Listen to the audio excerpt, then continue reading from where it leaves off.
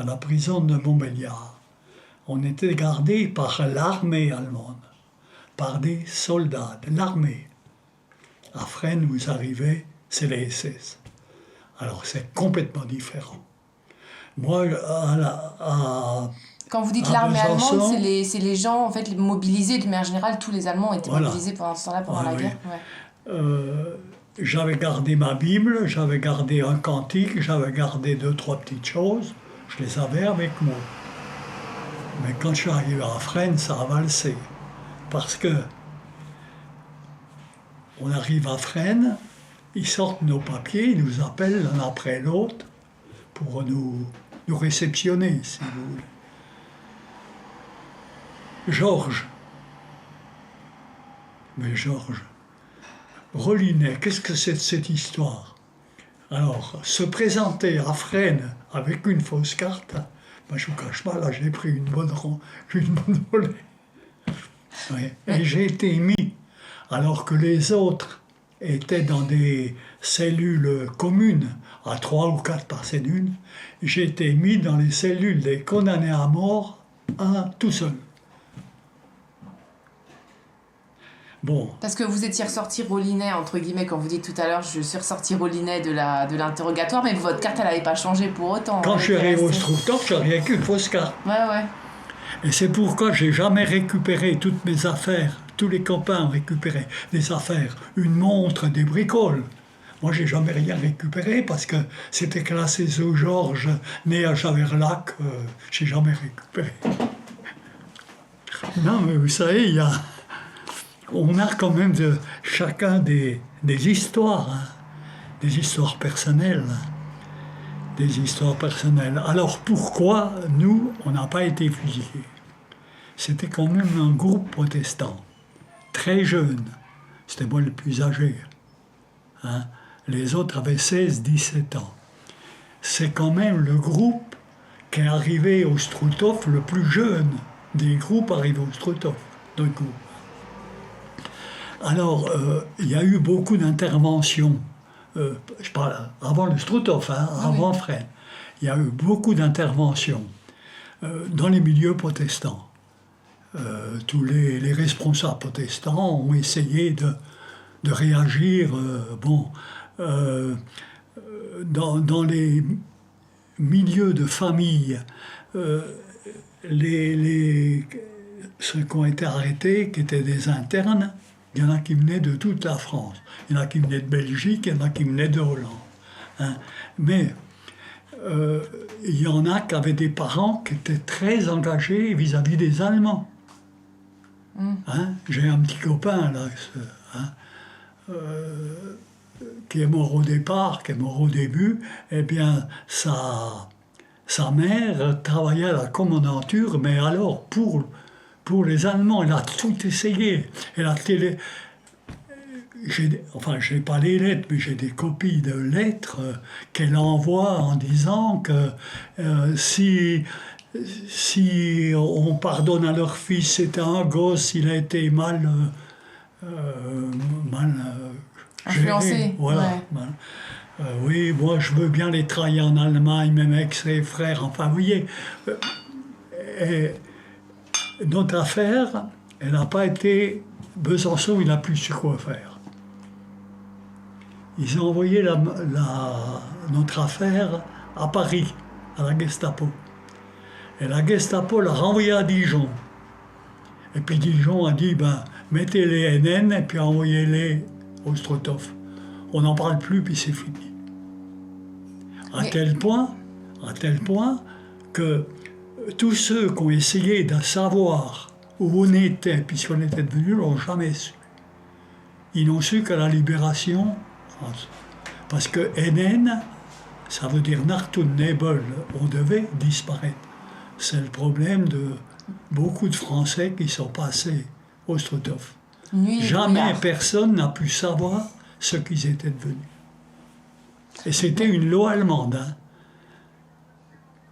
Au lieu de fusiller, selon les cas, on les envoyait en Allemagne pour les faire disparaître. Et une fois arrivé à Fresnes, alors, qu'est-ce qui s'est passé? Ah ben, ce qui à Fresnes, on est resté sans attendre, on n'a pas eu d'interrogatoire. Fresnes, c'était... C'est bon, ne vous inquiétez pas, je décale juste une minute. Voilà, parfait. Oui, Fresnes, c'était l'antichambre pour partir au Struthof pour nous. Hein. On est allé là-bas, on croyait qu'on serait peut-être fusillés, on était contents, nous, quand on est parti, qu'on a quitté, puisqu'on était condamnés à mort. Quand on a parti de Besançon, on était contents. Quand on est parti de Fresnes, quand on est arrivé à Fresnes, on s'est dit on va être fusillés à Paris, on n'y a pas été. On est parti au Struthof, mais seulement on ne savait pas où on allait. Et quand vous êtes parti de Besançon, on vous a rien dit sur la destination? On ne disait rien. Hein. Et même, je vous dis, des gens importants n'ont pas jamais pu savoir où on était. Jamais. Et une fois à Fresnes, alors vous êtes resté plusieurs jours à Fresnes de nouveau? 2 semaines. Pareil, sans rien savoir, sans rien faire, Sans rien faire.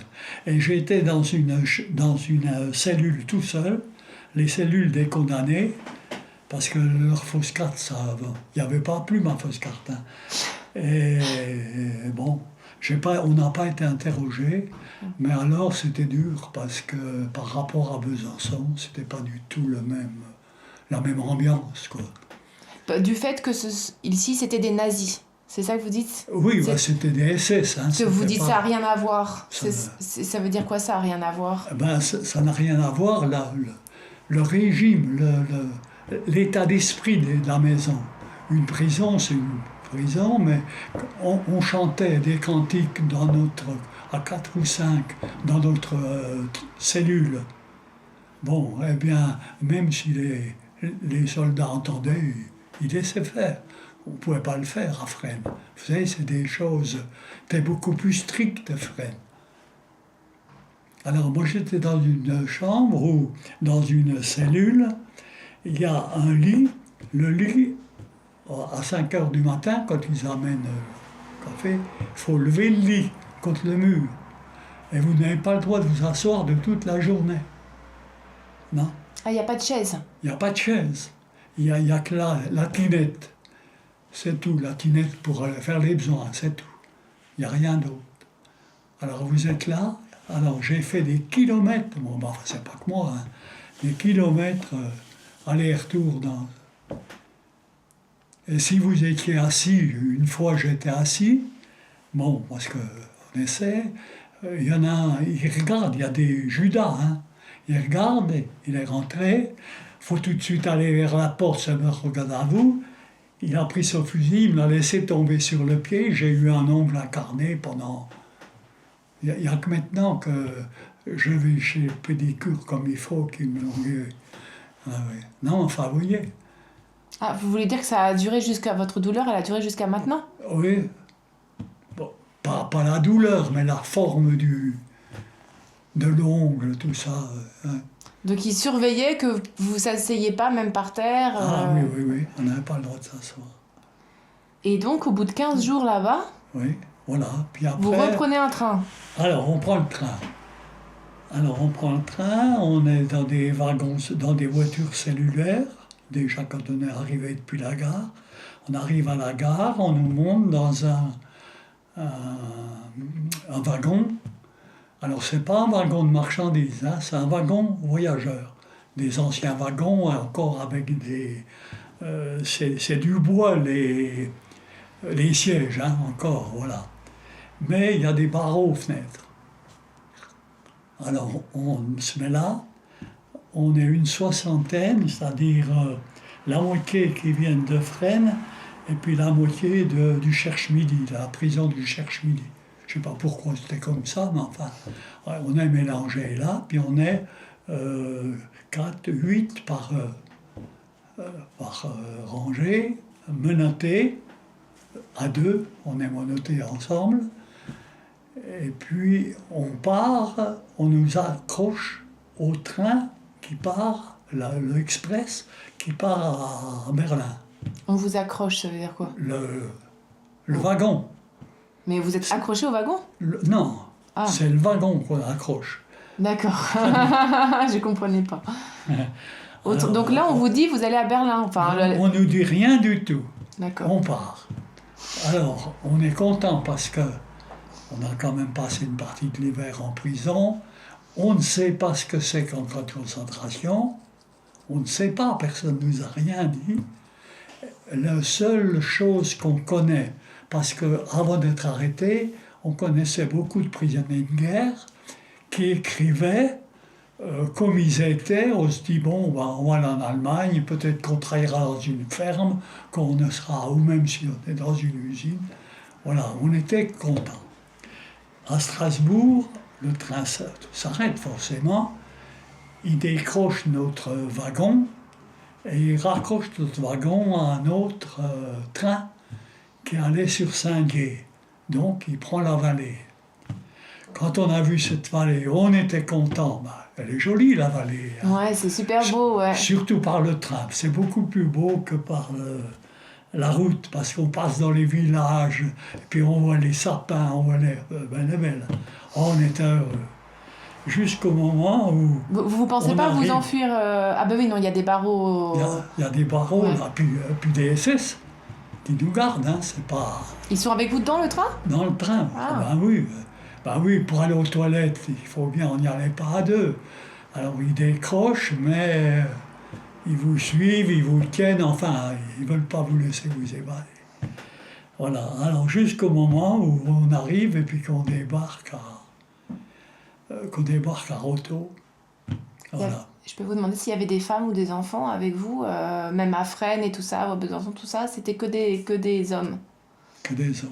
Avec nous, en tout cas, notre voyage, il n'y a eu que des hommes. Puis pratiquement, à part d'autres exceptions près, il n'y a pas eu de femmes au Struthof. À part les juifs qu'on a charcutés, je m'excuse, je ne sais pas le terme qu'il faut prendre, parce que autrement, il n'y a pas eu de déportés femmes au Struthof. Celles qui sont venues, c'était pour les tuer. Donc vous arrivez à la gare de la Roto. On arrive à la gare de Roto. Alors là, on a compris que c'était pas un camp de prisonniers de guerre. Alors on est reçu par les SS de la manière, quoi. Les coups de matraque, les chiens. Puis on est monté... Direct à la gare. Ouais. Direct sur la gare. Oui, devant la gare, il y avait des camions, on est monté dans des camions. Alors puis il faut monter, puis en vitesse, hein. Schnell, et puis l'os, puis il tape, et puis... Alors là, on a compris en se disant, mais où on va? Parce qu'on ne savait pas qu'il y avait un camp. Puis on ne savait pas, nous, on se disait, on va les couper au bois, enfin, vous voyez? Ouais, alors là, on monte dans les camions, et puis on arrive en haut, et ils nous déchargent. Alors là, c'était l'heure de midi. Et au moment où on est arrivé, les commandos de travail, parce que dans le camp, tout le monde doit travailler. Donc, il y a des commandos de travail, ça s'appelle des commandos. C'est des groupes, en fait, de travail. Des groupes de travail, voilà. Et ils rentraient pour venir manger la soupe, la flotte de midi. Et on nous a mis, nous, comme on venait d'arriver, on a passé la porte, puis on nous a mis à droite, à l'entrée. On était alignés là, je ne sais plus combien sur 4, enfin j'en sais rien. Et puis tous ceux qui rentraient sont passés devant nous. C'est la plus forte impression de ma vie, d'avoir vu rentrer des hommes dont certains que j'ai reconnus, qui avaient été en prison avec moi à Besançon, qui m'avaient quitté un mois plus tôt. Puis de me dire, mais comment il faut faire pour transformer des hommes en un mois de temps pour les transformer comme ils sont transformés. Ça a été, moi, la plus forte impression de ma vie. Parce qu'ils étaient comment? Qu'est-ce que vous avez vu? Complètement cadavériques, complètement... Il y en a qu'on portait, il y en a qu'on traînait, il fallait les aider pour marcher, Ouais. Et ils vous ont reconnus? Ils nous ont reconnus. Et on avait à la gare de l'Est, en partant, touché un colis de la Croix-Rouge. Un petit colis, hein. Bon, on a regardé le colis, puis on s'est dit, on ne va pas l'ouvrir tout de suite, on va garder nos colis, on ne sait pas où on va. Puis on ne sait pas le temps que ça va durer.